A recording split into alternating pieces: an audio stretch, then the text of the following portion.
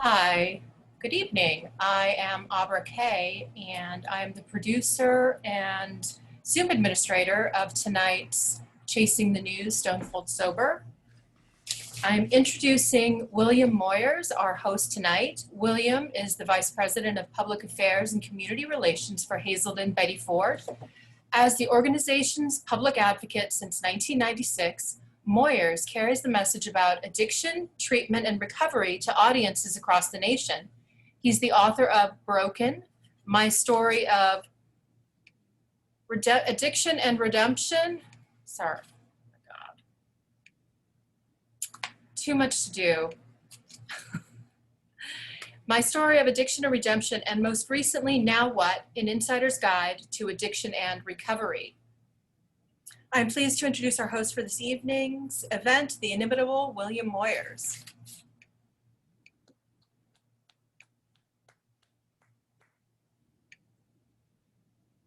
Unmute yourself.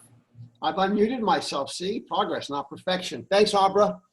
You've been tireless in your efforts to make this evening happen, and already your hard work and your diligence have paid off. We have almost 600 people, not only from around the country, but from around the world, registered for this unique event. So welcome, everybody. From my home office in St. Paul, Minnesota, I am your moderator for this evening, which really makes me a glorified timekeeper. I've got to keep us moving, covering as much ground as we can, and to do it in a timely, efficient manner with time for Q&A on the back side. So get your questions to Abra via the chat feature that you've got on this Zoom meeting, and we'll try to field some of those questions. Not only will we field the questions, but I'll make sure that we end on time as well. It's going to be a real challenge, if only because this topic is so important and our panel is chock full of professional expertise and practical personal experience. Everyone coming together virtually to talk about what it means to hold on to sobriety, continue to embrace and walk the walk of recovery in this uncertain, unprecedented, and relentlessly stressful time of a pandemic. Before I introduce everyone, let me thank our sponsors. We have only 3 sponsors this evening: the Recovery Shop, located in West Virginia, but available online everywhere, www.recoveryshop.com. The Addiction Recovery e-Bulletin, the nation's premier source and resource for all things related to current events of addiction, treatment, and recovery.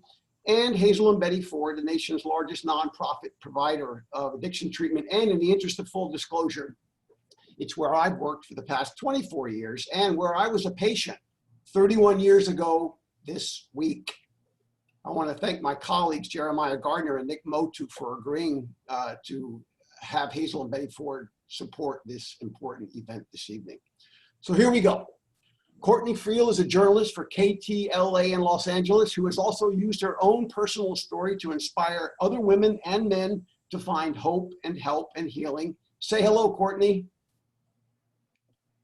Also from Los Angeles, Alonzo Bowden is an actor and a comedian who knows the power of humor in life and always seems to get the last laugh. Say hello, Alonzo. Hello, thanks for having me. Thank you. Dr. Tian Dayton is a psychologist and a renowned author with an expertise on many subjects, my favorite being what she knows about emotional sobriety. Tian, would you please say hello from upstate New York? Hello, everyone. Hello, William. From Chicago, we have Tio Hardiman, a community organizer and national advocate whose passion is helping to improve the lives of people who need and deserve a chance or another chance or more chances. Tio, say hello. Yeah, hello, everybody. I'm really happy to be here. Thank you. And Ryan Hampton. Ryan has turned the power of his own story, his own journey, into a national platform for public advocacy and policy on the issues that matter to so many of us. He joins us from Las Vegas. Ryan, say hello, please. Hey, everybody. Glad to be here. And finally, from North Hollywood, Leonard Bushell is, well, Leonard is Leonard Bushell, the reason we're all here. Leonard, you are the editor and publisher of Addiction Recovery e-Bulletin. And starting off now, I want you to tell us why you wanted to bring everyone together for this event. All right, thank you, William, and thank you, everyone, for being here this evening. Well, I know, William, we started doing a series called Chasing the Muse a number of years ago where we had some very creative people in person talking about how to stay sober in the first year when their creative tools were not available to them, be it vodka or weed. And we hosted a couple events with Katie Segal and her Sons of Anarchy husband, Kurt Sutter, Joey Pantoliano, the dearly departed David Carr, Joey Pantoliano, the actor, the mystery writer, Lawrence Block, about how you get through that first year. And based on the fact that we heard that Eric Clapton couldn't pick up a guitar in his first year because the guitar itself was a trigger. So how do you it's sort of like when I used to teach classes at the rehab, it'd be like you have to find your inner nerd to stay sober for a while. Things are not going to be as exciting as they used to be. And my definition of a newcomer is anybody who's doing something for the first time in sobriety, like getting on a plane the first time. Even if you have 3 years, getting on a plane the first time sober, you're a newcomer. Or playing poker. Ryan in Las Vegas, where Ryan is, playing poker the first time sober is you're a newcomer. Or, having a meeting with your ex, or even getting married for the first time in sobriety, you are a newcomer. And right now, we are all living through something we've never lived through before, which is obviously the global pandemic, which makes us all newcomers. And tonight, as you see, we have some amazing individuals who are going to talk about staying sober during a global pandemic, among other situations going on in the country and in the world. And for me, I have to say, it hasn't been that easy. After the first few weeks of the first shutdown, I felt like I was being deprived of my medicine. Because if I don't go to at least one meeting a week, I forget that I don't drink and I don't smoke pot. So I need that constant reminder. And going to AA meetings for me is important. And what that means is getting dressed, putting on clothes for the outdoors, getting in my car, starting my car to remind me I'm starting the day, dealing with traffic, which reminds me I'm human, I have a short temper, but it also helps wake me up. It's because I have to be alert when I'm driving to the meeting.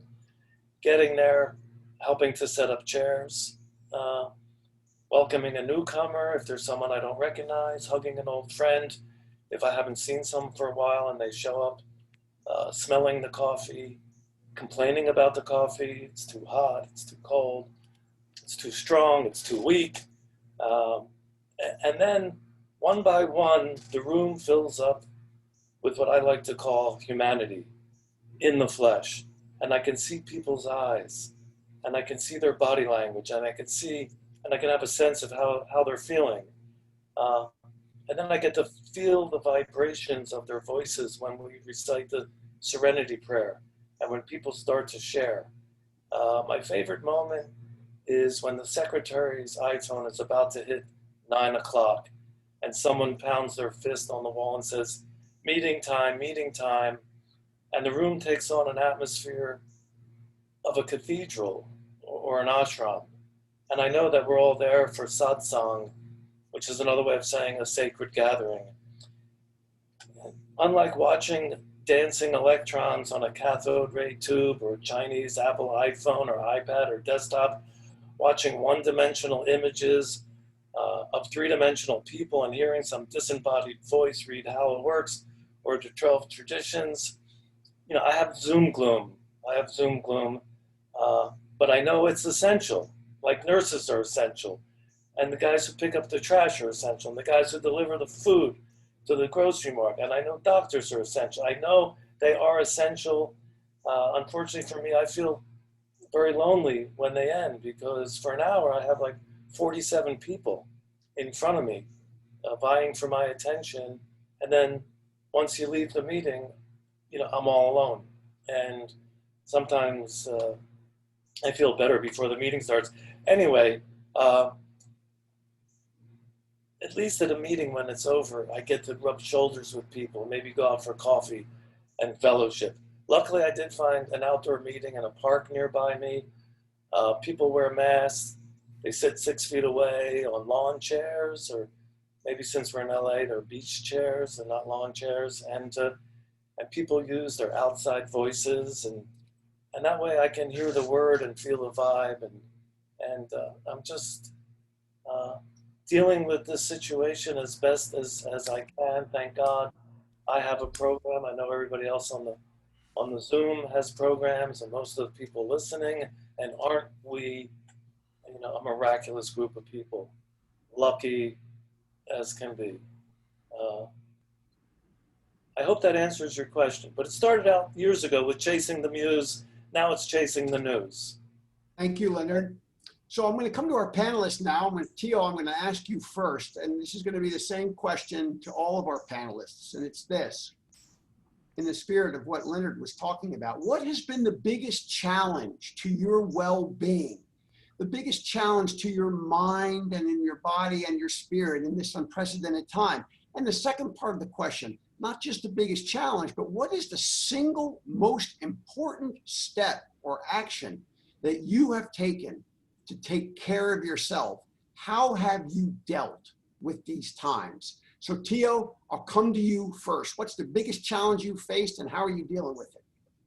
Well, one of the biggest challenges during this COVID-19 pandemic would be a few of my friends and comrades have passed away that are in recovery. And when you attend the funerals, it's just sad because you only have about 10 or 20 people there.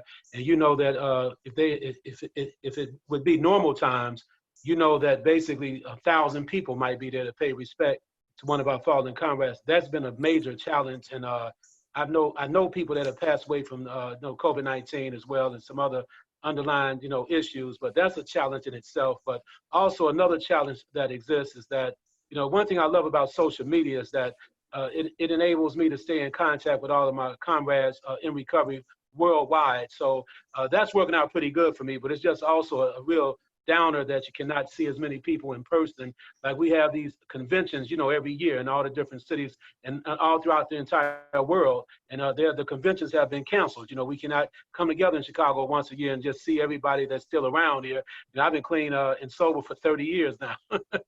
And I'm just great for 30 years. So, and I'm like one of the big brothers, one of the predecessors. They call me the predecessor for the recovering community. But that's a challenge. But at the same time, we're doing pretty good. And what I do to keep myself pretty much on neutral ground or something like that, God blessed me my higher power blessed me last week I completed 1,000 jumping jacks, believe it or not. I did 1,000 jumping jacks. And I was just doing it just to do it. I'm laughing. Plus I sing a little bit. I'm not a professional singer, but I sing. I'm teaching college. I'm teaching at a university, North Park University. I have my organization. So we're doing the best we can do to just keep hope alive, just put it like that. But there has been some challenges. I must admit, attending those funerals of some of our fallen comrades, it really, really pierced my heart. That's a challenge. That's just the way it goes. But other than that, I think I'm doing okay. It's been, I keep it one. See, one thing I learned from the recovery process, one day at a time means a whole lot. If you really know where I'm coming from, people know this. One day at a time, you just keep it in today, you'll be okay. Once you start worrying about tomorrow and next year and all that stuff, don't get me wrong, we have to plan in our lives and all that kind of good stuff, but I just keep everything one day at a time. Tomorrow, can bring a whole different meaning to life for me. So I'm pretty much at peace right now. And I just want to say that I really appreciate being on this panel. Thank you, Tio. You're looking good, man. I mentioned that Tio just doesn't do 1,000 jumping jacks. He does them on camera, live. That's right. So that's impressive. We'll have to have you on another time to do that for us. Courtney, how about you? Courtney, what's been your biggest challenge? You're in a very public job in a very big city. What's been the biggest challenge during this time, and what's the most important thing you do to take care of yourself, Courtney? Hi, everybody. First of all, thank you for having me. And I am really blessed that I have been working through this whole time. And also, I haven't really even known anyone who's gotten sick. Extremely sick anyways.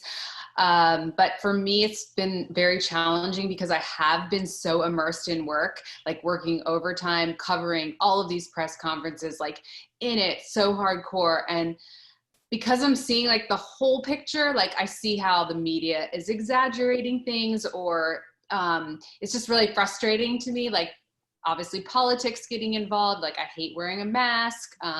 Things are so out of our control. My wedding was supposed to be next month in Italy. Clearly that's off. So I've really had to just find new ways to kind of let out my stress. And one of the things I've been doing is setting my phone timer for 20 minutes. And I just allow myself to write all my frustrations out. And then I immediately feel better. And then a few weeks ago, my fiance and I, he is also sober, we started an in-person meeting at our house on our roof during sunsets. Like 10 people there. And that's been really helpful. And I do Zoom meetings as well. I'm a huge meditator. I meditate 20 minutes every single day. So luckily, I'll end with this. I'm coming up on 11 years sober on September 9th. So I'm just really grateful that I am not in new sobriety because I have a lot of the tools and I know like I'm not going to drink over COVID, but it's, I think as we're getting into it longer and longer, it's just like, okay, you know, you gotta surrender.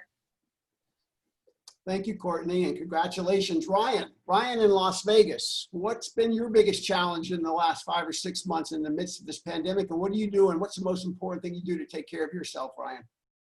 So I think for me, you know, it's a little bit different. I mean, the biggest challenge for me has actually been watching the work that we've all worked, because I work specifically in like policy and a lot within kind of our new recovery advocacy movement, to see a lot of the work that and the progress that we've made over the last couple of years be seemingly erased overnight. That's how I feel. You know, it's very hard to see facilities, you know, treatment facilities close their door. It's very hard to see budgets that we fought so hard for inclusion, for behavioral health care dollars and for treatment dollars be wiped away. It's very hard to see, you know, targeted opioid response dollars, federal grant dollars be, you know, shifted over to other issues. It's very hard for me to get on the phone with the health district here in Nevada talking about overdose numbers and what can we do about it, and being told that unless I'm calling about COVID, they don't have time for me.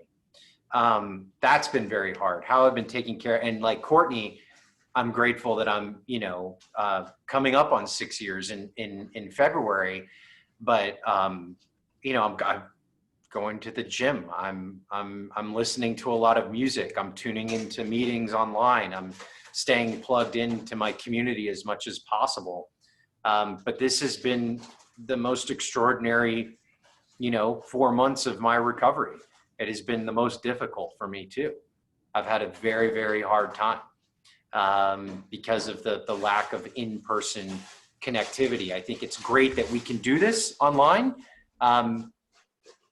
but some days it just doesn't cut it for me, you know, and it's me by myself and my thoughts. And I have to say, I'm grateful that it's not Ryan Hampton, you know, in the first 3 months of recovery, because I don't know what I would have done. And I think we all, you know, people who are in recovery, long-term recovery, we need to go out of our way to reach those newcomers. We need to go out of our way to have those conversations.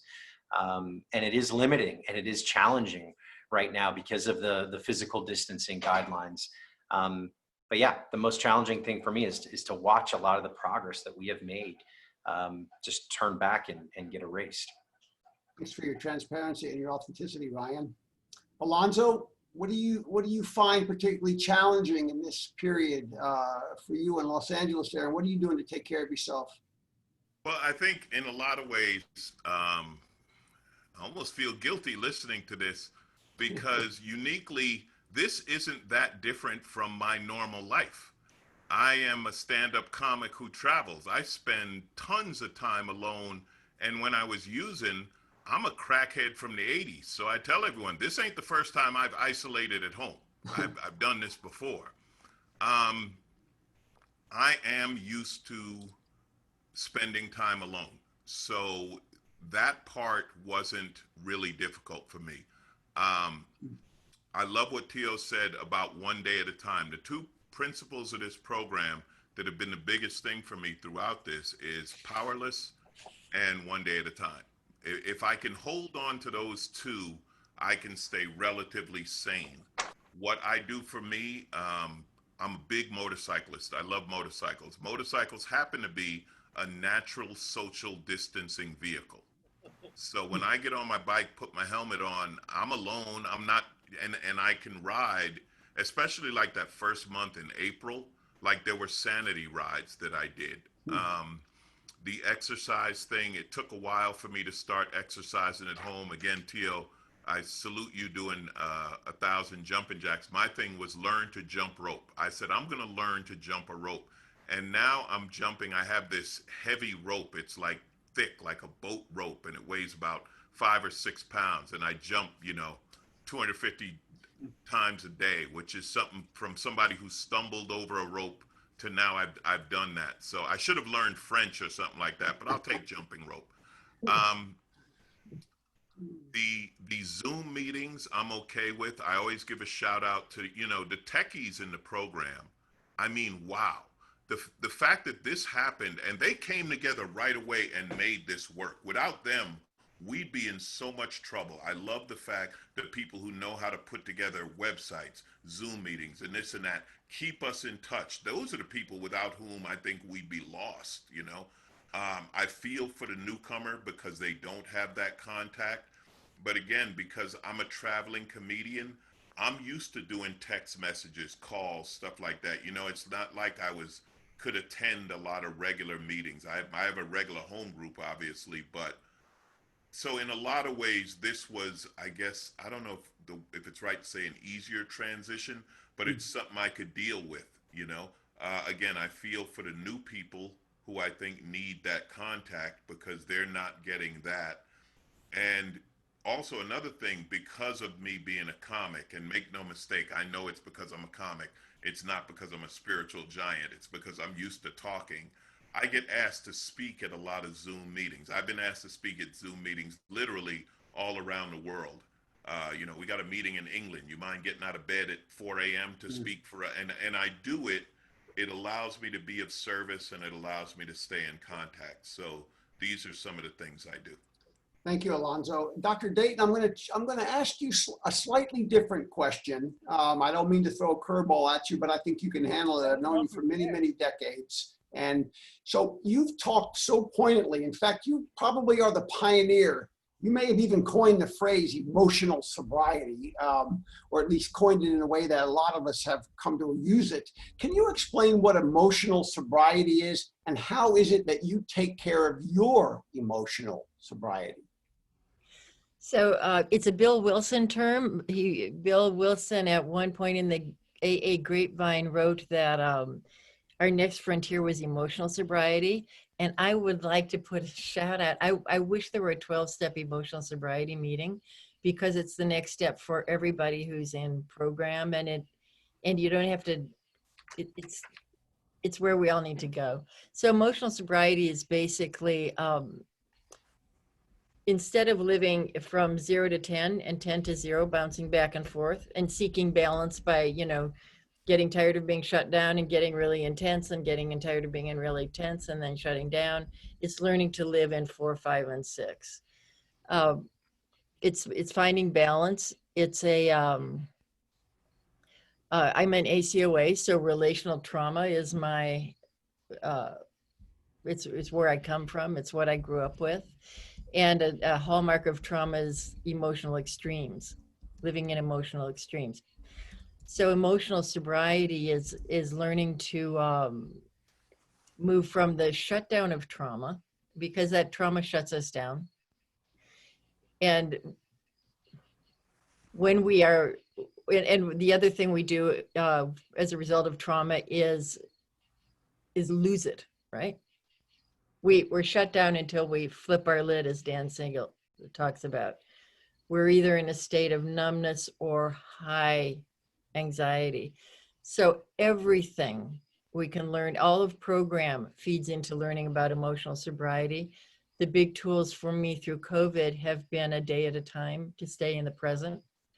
I think staying in the present has become a discipline that I've understood in a new way, because going backwards, there's nothing there. It doesn't get you anywhere. Going forwards is just to sink into that kind of anxious pit feeling. Emotional sobriety is also living in the present. It's learning how to use exercise, food, right thinking, meditation, jumping rope, laughing, dancing, being with people, connecting. It's using all of those things to bring balance.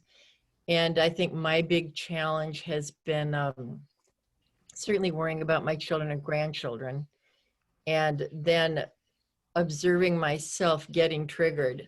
And I'm sure that'll come up throughout this, but that to find emotional sobriety in a state of being triggered, that's emotional sobriety. Thank you. Let me just throw this out to the group. Everybody seems to have brought up this, the Zoom meetings.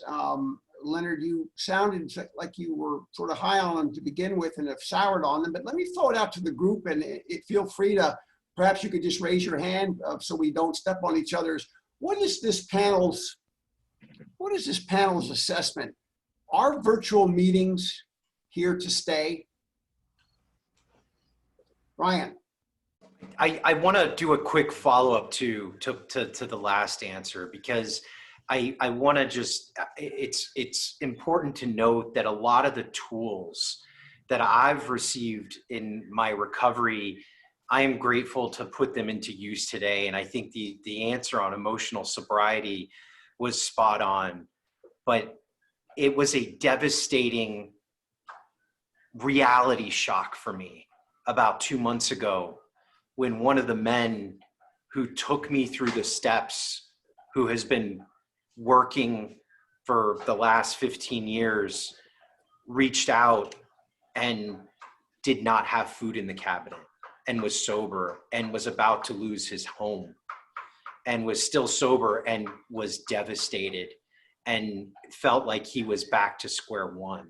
And I think that some of the tools, while the emotional sobriety, some of that it works for some of us. I think that the people are faced with challenges today, where they don't, the simple necessities of life, food, social determinants of health, housing, things like that are being stripped right from under them. And it is just difficult. And I think, to answer your question on the Zoom front, I think we should expand on it, and it is here to stay. I think that Zoom will continue. It should be both. It can't be one in place of the other, though, because when I got sober, I didn't have internet access or a phone or a smartphone, or, I needed to walk into a meeting. I needed in-person connectivity, and I still need in-person connectivity. So I hope that it doesn't take over what was already existing. We need to build more on the infrastructure of in-person connectivity as well. But I think that Zoom and telehealth provides a great option for rural communities, and certainly into communities that have been marginalized and don't have the types of in-person supports. But it shouldn't take the place of building those in-person supports. Thanks, Ryan. Tio, you had your hand up. What do you want to add? Yeah, quickly, I would like to add about emotional sobriety, then I'll answer your question.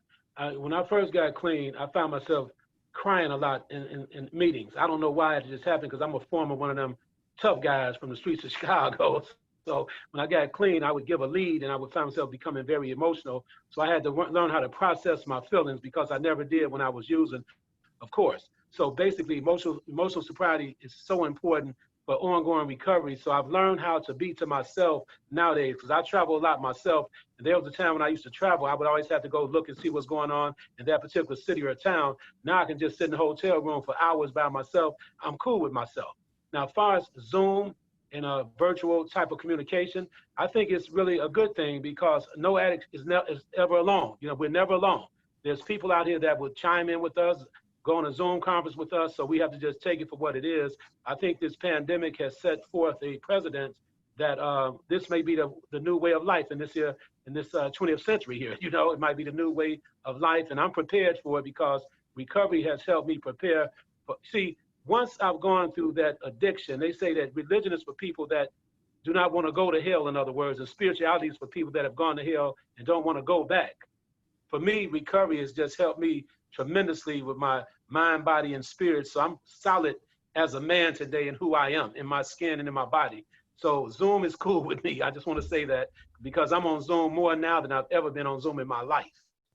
Thank you. Courtney, you had your hand raised, and then Alonzo will come to you right after we do Courtney. Courtney?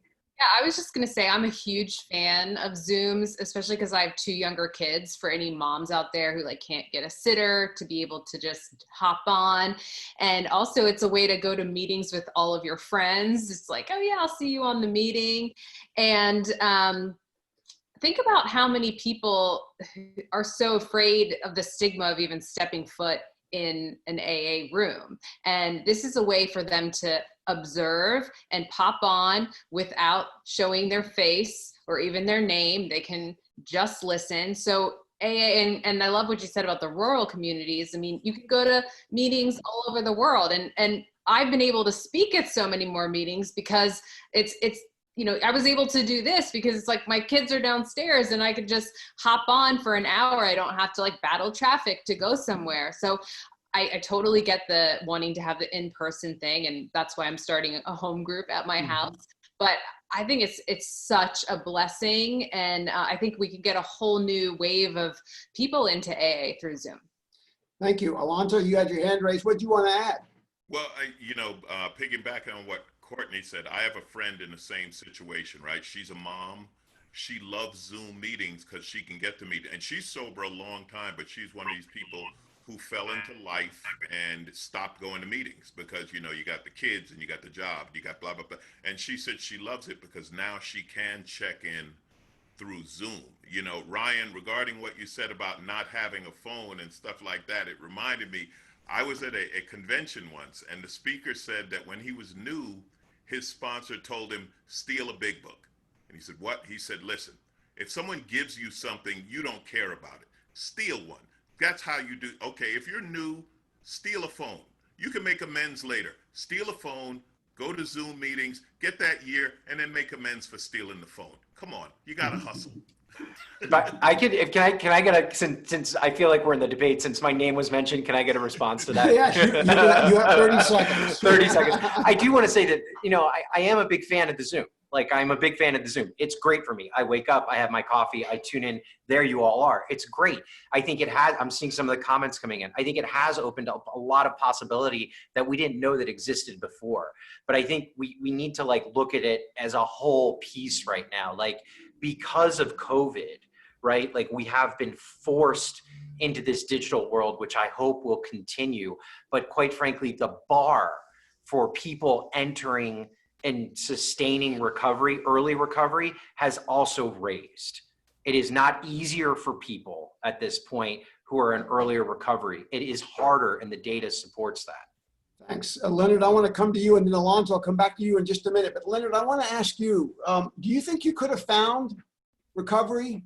Could you have found sobriety in a Zoom meeting if that had been the first time you were in a room?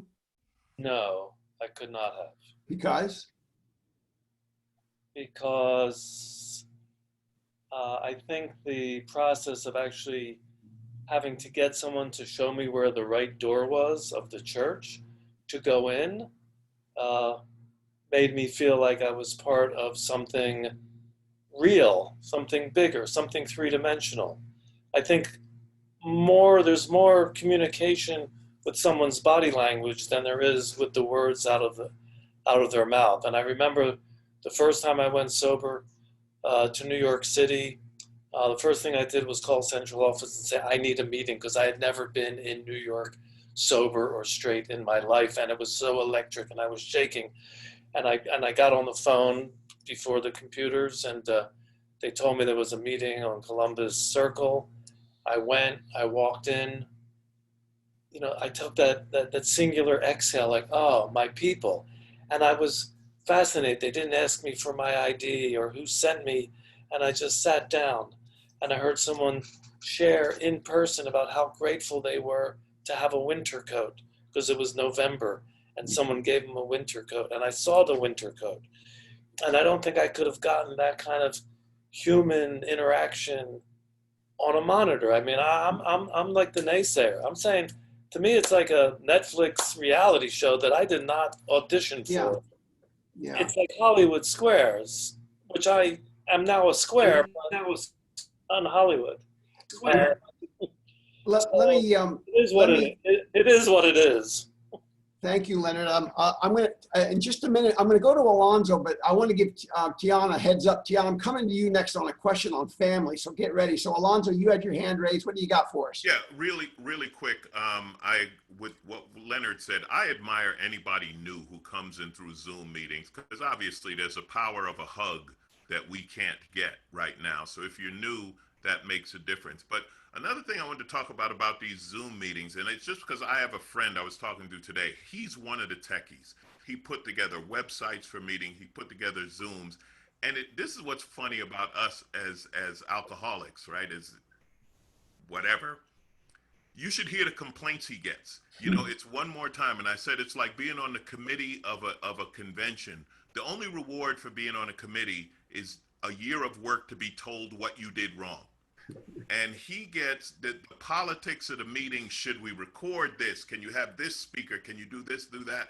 And what I would say to everyone listening is, let's stop and show a little gratitude that we have this. While this is far from perfect, we got this, okay? I know there's a couple of 30-year people on here like me. We had payphones. You know what I'm saying? We had payphones. This is amazing. So let's be grateful for what we have rather than, yeah, it's far from perfect, but let's not poke holes in it because this is all we got. And if you're a newcomer and you're watching this reality show, you can still hear the most valuable thing I heard when I came in. I'm not the only one. You can still hear that. So Zooms are going to be here and they do work. Thank you. I wanna Doctor, say that go ahead, Leonard, quickly. meetings a week that I wouldn't miss for the world.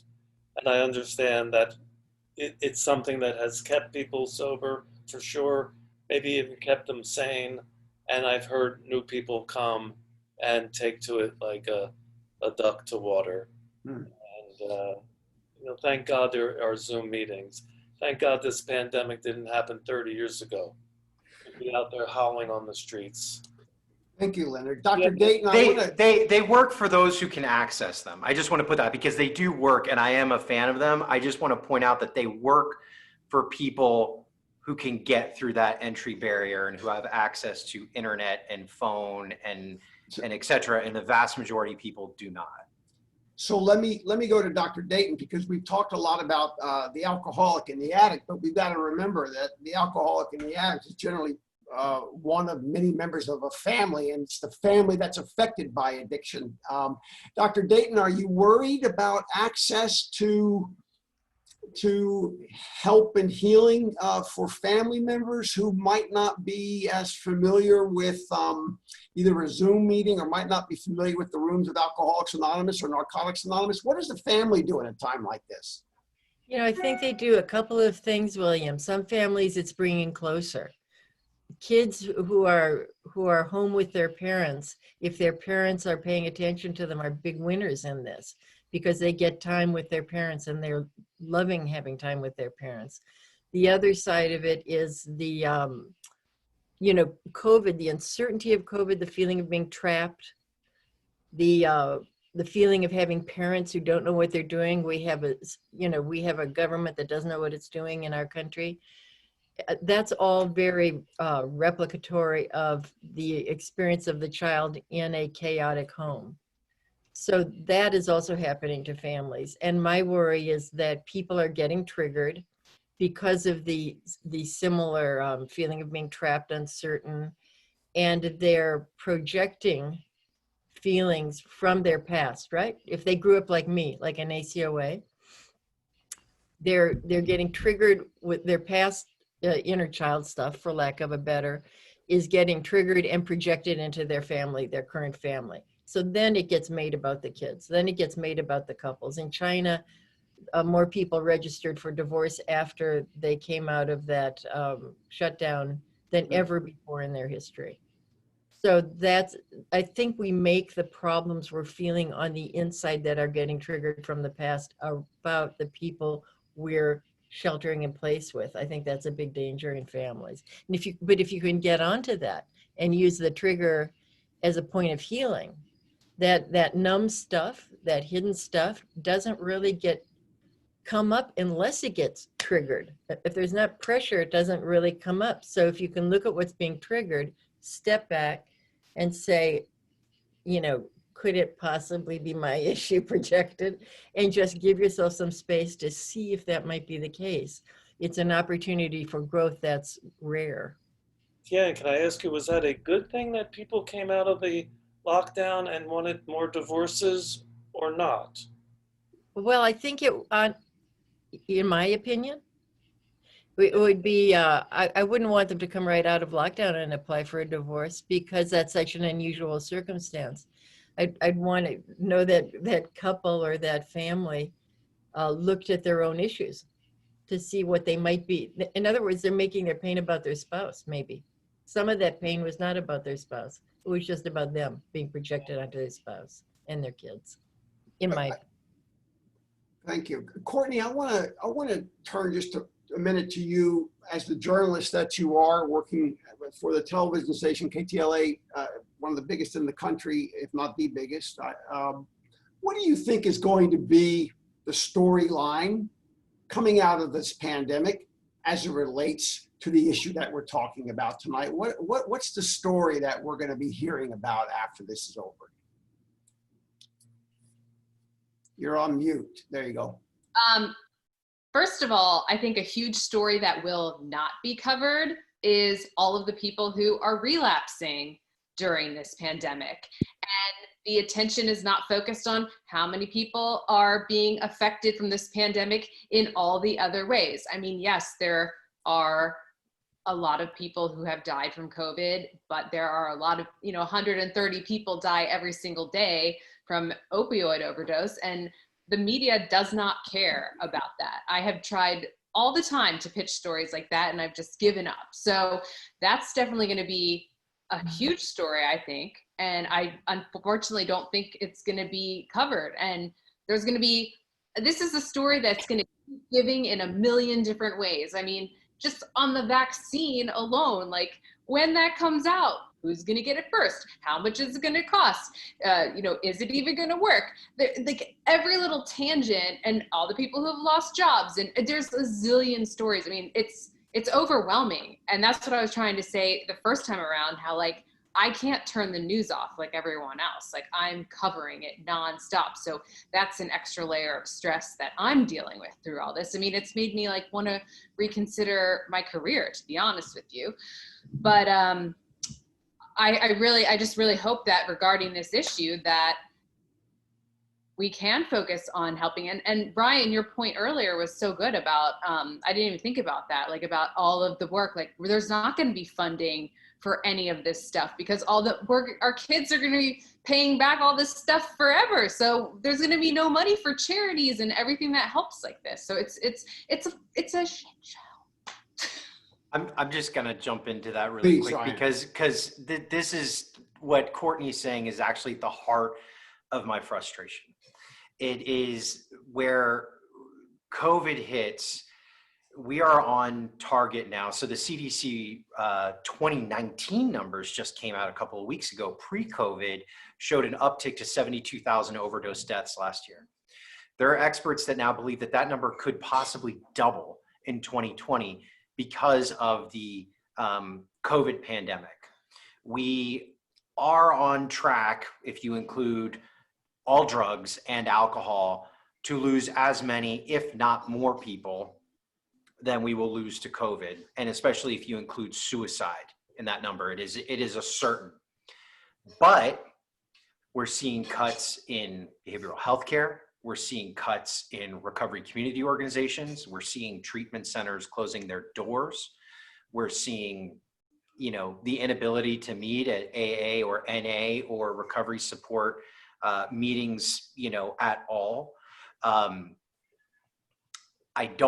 not going to like harp on the Zoom, but I hear it from people all the time who are like, yeah, but you can jump onto Zoom and do this on Zoom.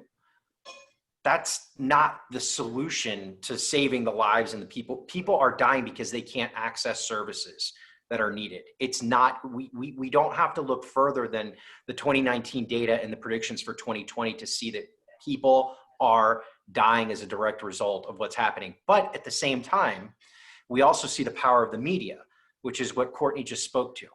We have seen that the federal government and states can marshal tremendous resources to approach a real crisis. So they call the opioid crisis and the addiction crisis a crisis, a public health crisis. They also call COVID a public health crisis. But the response to COVID is how you really respond to a public health crisis. We've been getting platitudes for a long time. We certainly haven't been getting the funding, right? I mean, we saw the federal government print $2 trillion overnight to address COVID. I'm getting calls, you hear on the media about people not being able to get an effective vaccine or treatment, ventilators not at hospitals, right? People calling hospitals in mass confusion about what to do. And I'm like, welcome to our world for like ever. That's what we deal with every single day. But we're not seen on par as like a real health crisis. And I believe we're actually gonna see more death from suicide, drugs, and alcohol than we will from COVID. And it's incredibly frustrating. Thank you, Ryan. I want to pivot just a moment, and I want to focus on Alonzo and Tio, because we've all been consumed by this pandemic. This gathering this evening is framed around the pandemic, but of course, about a third of the way through the pandemic, we suddenly experienced the murder of George Floyd in my community of Minneapolis and St. Paul. I want to talk, Alonzo, I would like you, Alonzo, to start, and then you, Tio, share with us as Black men in recovery, what George Floyd's death and what has happened since, how has that affected you both? Alonzo? I got to start with the topic you were just talking about, because yeah, I understand addiction and recovery is a national problem, but particularly the opioid crisis. I have to tell you how funny that is as a Black person, because in the 80s when crack was killing us, it wasn't a crisis, just throw them in jail. So now it affects the white community, and suddenly it's this big crisis. And I'm in recovery, and I love recovery, I believe in recovery.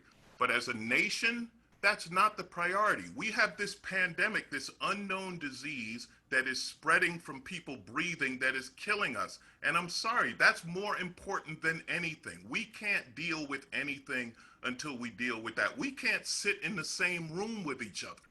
So I say, let's get our priorities straight.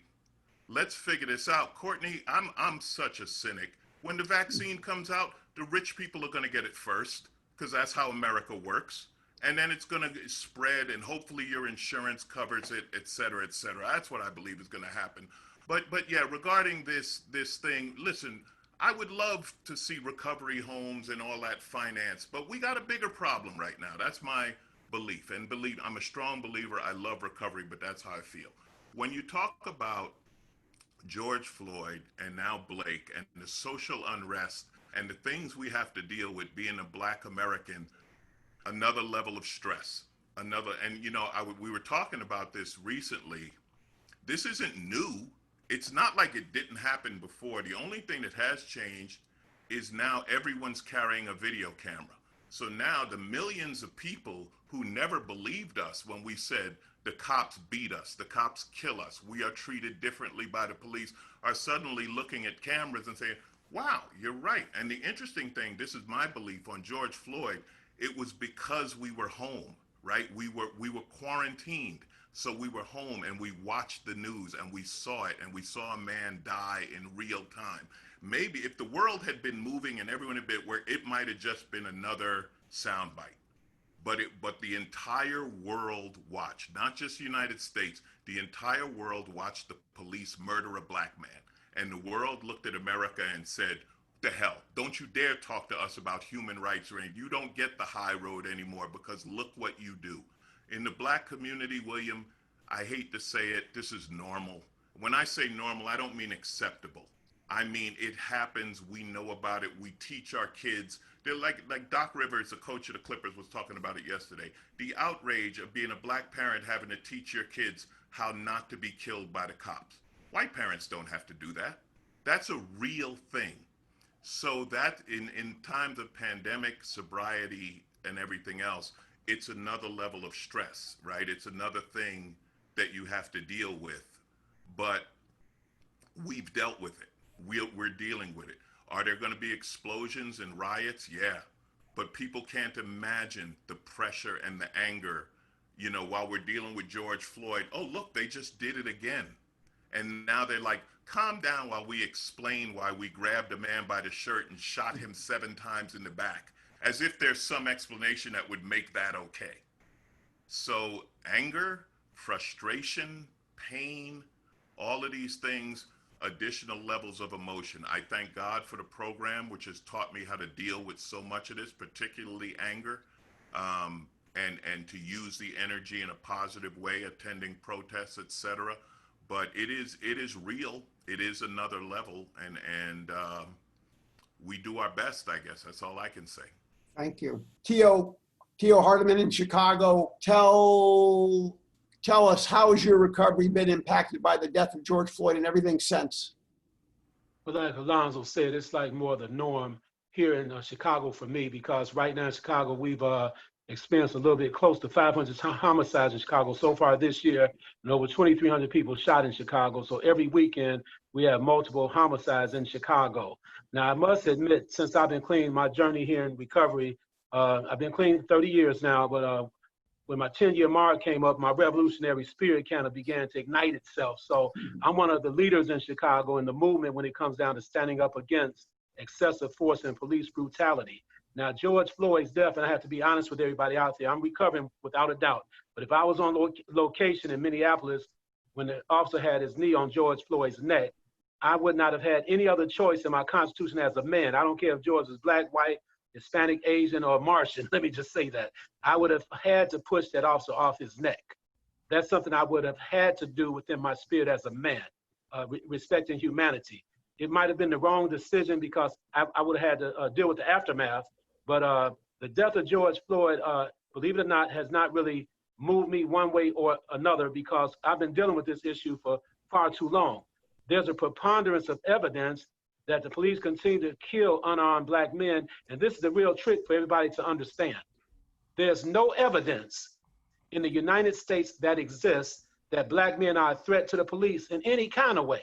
There's no evidence to back it up. So why are police steady killing unarmed black men? I just don't know. But I have no regrets in my life, because I stood up each and every time something happened to somebody. I put my work in, so I'm cooling out, and I'm in the cooling out phase now, because I don't agree with looting.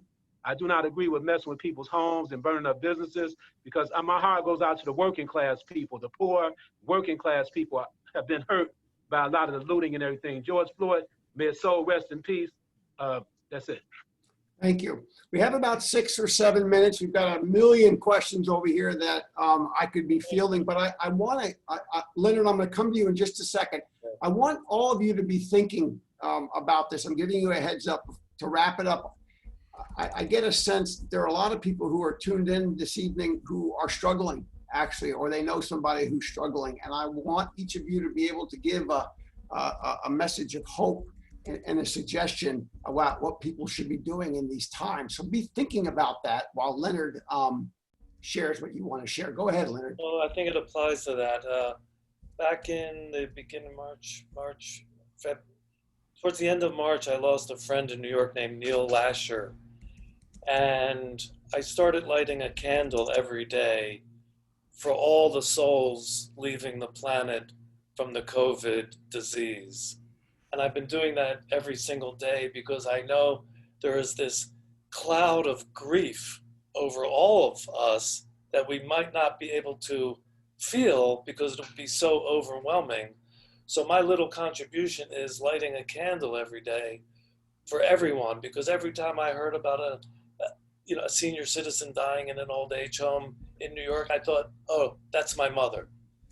Every time, every day, who has already passed away. But so I just light a candle for the deceased and wish them a splendid journey to wherever they're going. So it makes me feel a little less guilty for like survivor's guilt, which we're all going to have, but we're also going to be grief stricken that 200,000 Americans died by not their, and it wasn't their fault. They didn't do anything. It just happened, and we'll see where this goes. But and one other little thing I do to help me, the 24-hour-a-day book, the little Hazelton Black book, I read that every morning anyway, but now I read it with more concentration and more feeling.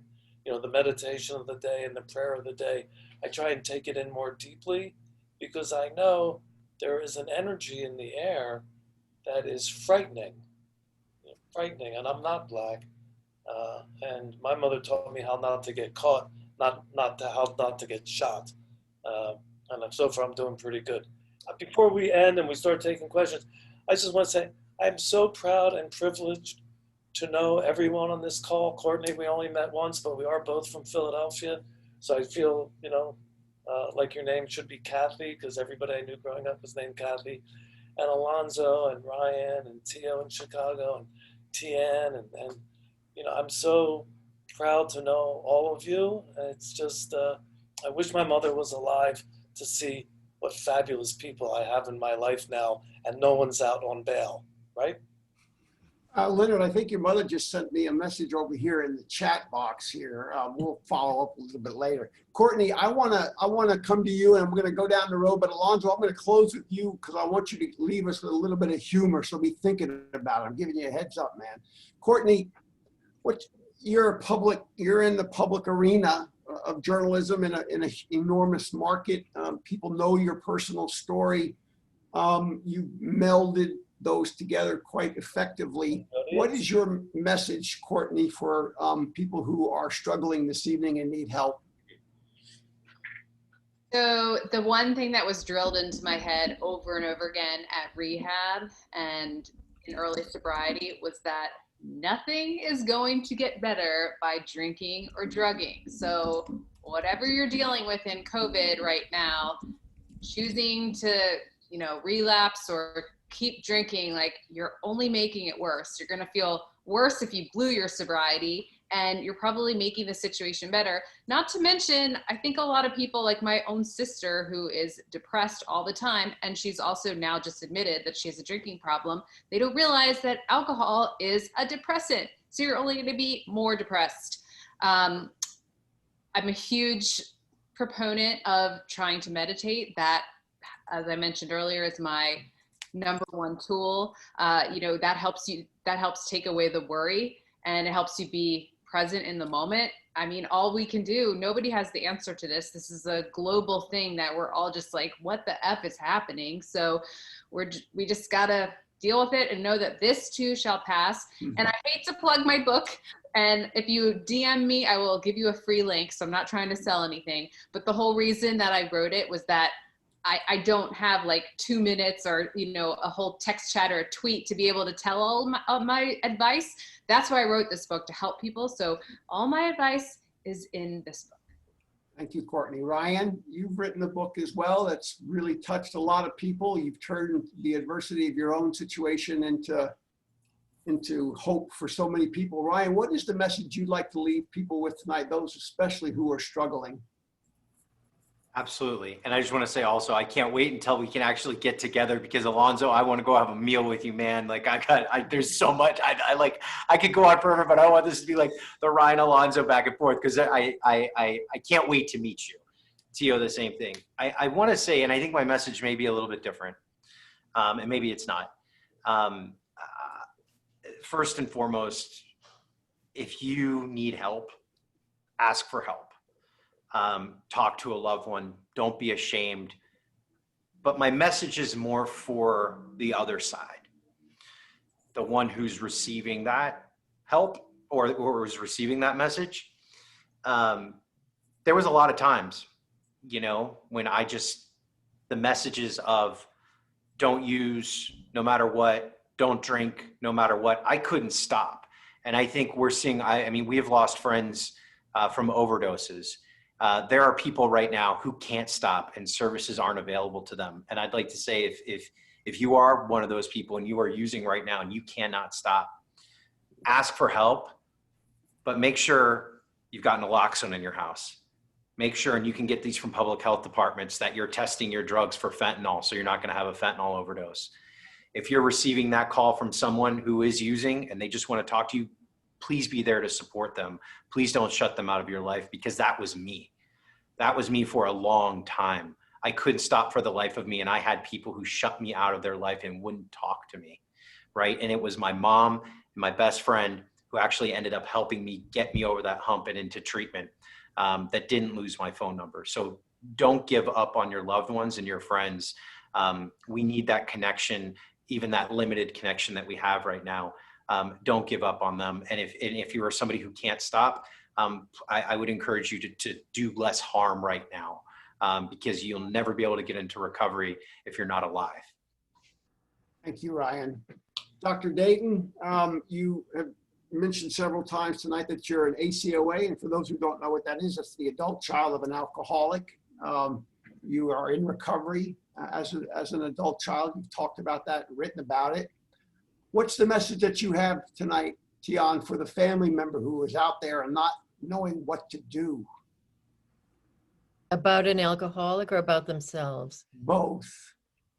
So if they don't know what to do about an alcoholic, I think you're hearing all the advice that's good from everybody on this panel. Don't give up on them. Try to get them to a meeting. You know, all the kinds of stuff. Try to get them help, but get yourself help. Nothing will come if you don't help yourself.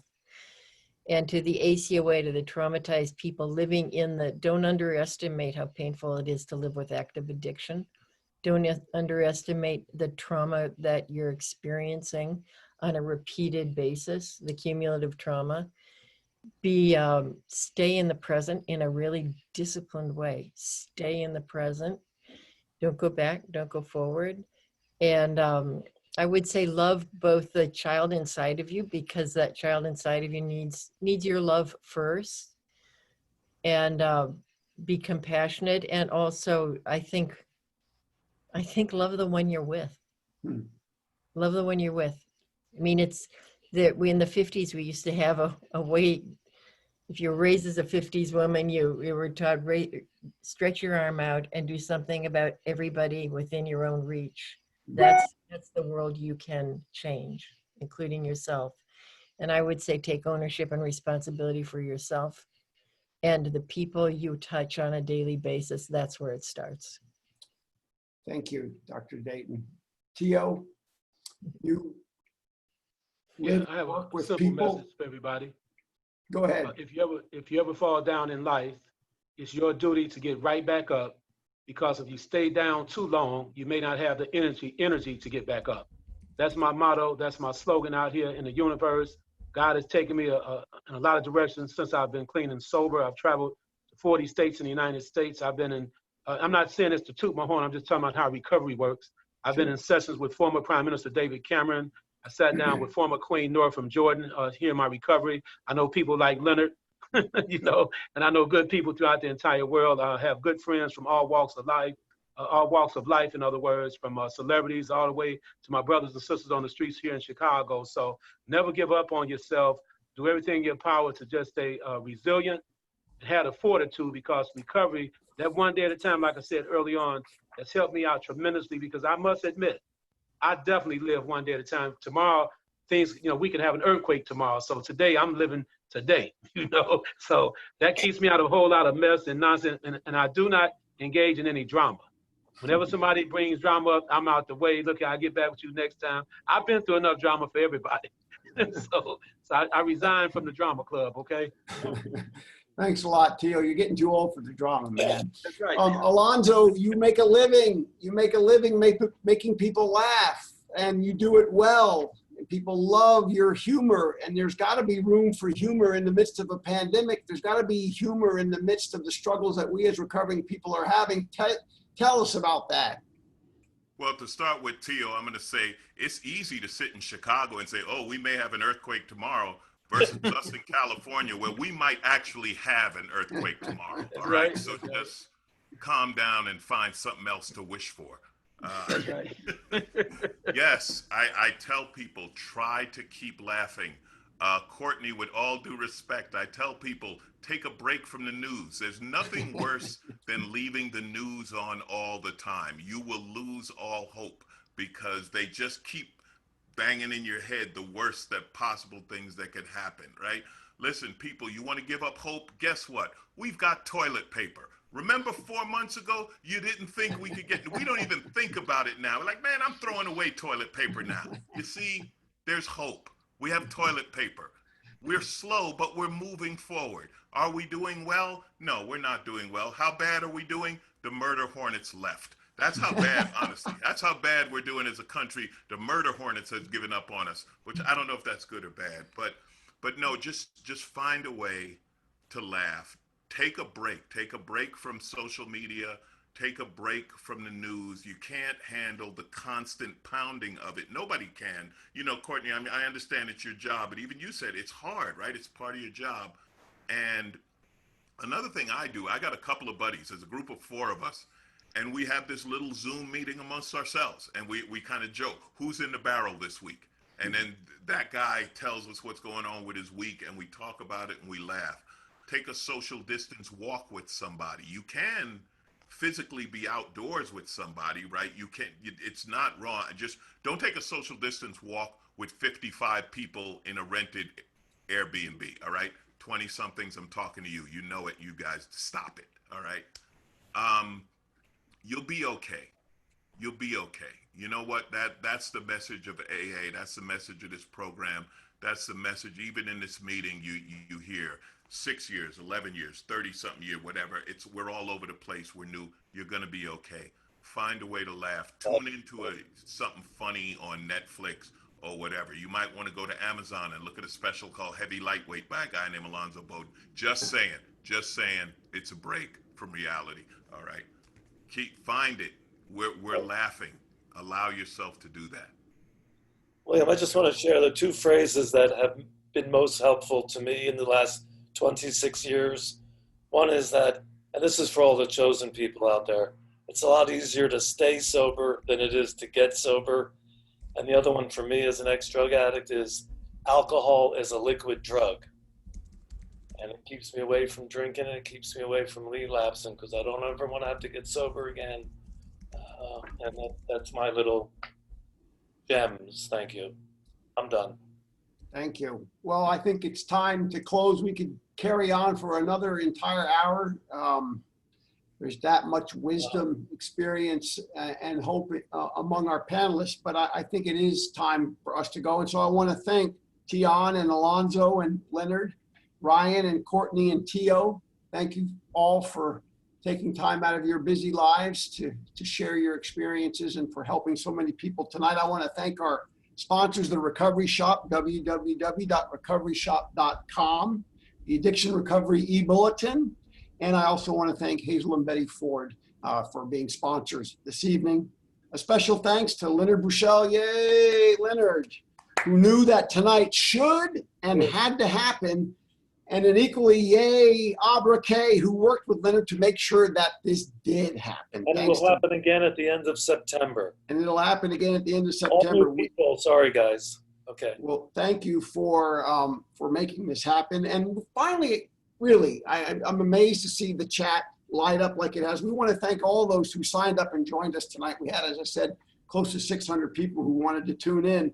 We know that addiction is an illness of isolation.